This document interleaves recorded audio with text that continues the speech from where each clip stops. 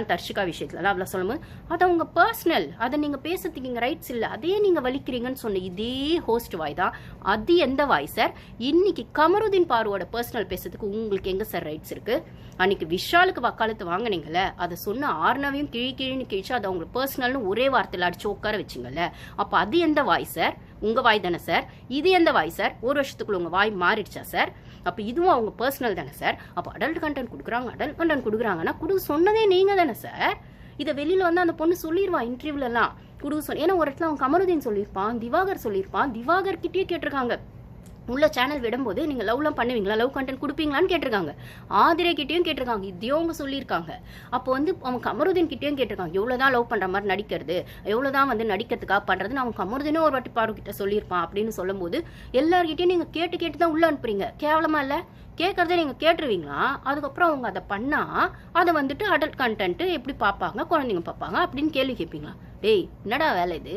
திவாகர் கிட்ட போய் love content கொடுப்பீங்களான்னு கேட்டேன், அவரே ஒரு இடத்துல சொல்லியிருக்காருன்னா அப்போ நீங்கள் வந்து எஃப்ஜேமெல்லாம் அதுக்கு தானே உள்ள அமிச்சிங்க, கமருதீன் அதுக்கு தானே உள்ள அமிச்சிங்க, அதுக்கு தானே இந்த சீசனில் அப்படி அந்த ஆங்கிளில் இருக்க ஏஜில் அந்த ஏஜ்குள்ளே இருக்கவங்களே நீங்கள் அமிச்சிங்க. அப்படின்னும் போது உங்களுக்கு டிஆர்பி வரும்போதே லவ் கண்டென்ட் நல்லா இருந்தது.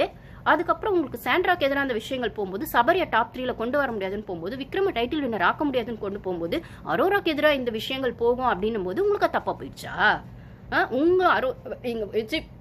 அவளுக்கான நீங்கள் பெய்ட் சப்ஸ்கிரைபரோ இல்லை உங்கள் படத்தில் கால் ஷீட்டோ, உங்கள் பிள்ளைக்கான ஹீரோயின் கால் ஷீட்டோ, இல்லை அடுத்து நீங்கள் பண்ண போகிற ப்ரொடக்ஷன் படத்துக்கான ஒரு ஹீரோயின் மெட்டீரியலாக அவளுக்கான விஷயங்களை நீங்கள் கால் ஷீட் வாங்குறீங்க, என்னமோ பண்ணிக்கோங்க சார். அதெல்லாம் out of the game sir.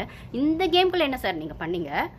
அவ பேசினதை ஏதாச்சும் நீங்கள் சொன்னீங்களா சார்? துஷார் விஷயங்களை கூட துஷாரை தான் சார் நீங்கள் எழுப்புனீங்க, துஷாரோட கேப்டன்சி தான் சார் பறிச்சிங்க, துஷார் தான் சார் மைக் போடாமல் துஷார் மைக் போடலன்னு சொல்லி அவனை அசிங்கப்படுத்துறீங்க. வீக்கெண்டில் கூட அந்த துஷார் எழுப்பி தான் சார் நீங்கள் கேள்வி கேட்டீங்க, அந்த பையனை தான் சார் எவிக் பண்ணீங்க. இவளை ஒரு வார்த்தை கூட கேட்காம இவளை கொண்டு வந்திருக்கீங்க. ஃபர்ஸ்ட் 5 வாரம் இருந்த இடமே தெரியல, முதல்ல 50 நாள் பாரு சொன்ன மாதிரி தான். அதுக்கப்புறம் அவளை கேமை வந்து திட்டி நீங்கள் வந்து முன்னுக்கு கொண்டு வரணும் போது அவளுக்கு ஏற்கனவே கமருதீனும் அரோராவும் ஃப்ரெண்டுங்க. எனக்கு கமருதீனை பாரு ஆல்ரெடி வெளில பார்த்துருக்காளான்னு தெரியாது, ஆனால் சபரியெல்லாம் பார்க்கலன்னு அவள் சொல்லிட்டு இருந்தா. பட் ஆனால் இவளை பார்த்துருக்கான் போல. கமருதீனும் அரோராவும் ஃப்ரெண்ட்ஸு, வெளியில் ஃப்ரெண்ட்ஸு. அது பெய்ட் சப்ஸ்கிரைபரா பாய் ஃப்ரெண்டா அதெல்லாம் எனக்கு தெரியாது.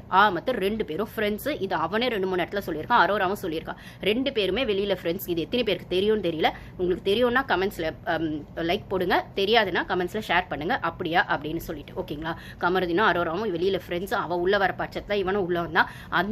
அப்படி வந்து அவ வந்துட்டு உள்ள வந்து கமருதீன் கூட ஒரு விஷயங்கள் துஷார் அதுக்கு கமருதீனோட பெட்டரா ஒரு ஆப்ஷன் கிடைக்கும் போது துஷார் கிட்ட போனா, ஆனா அவன் இன்னசென்ட்டா இருக்கான். அவன் வந்து இவளோட அந்த ஒரு கேமுக்கு மேனிபுலேஷனுக்கு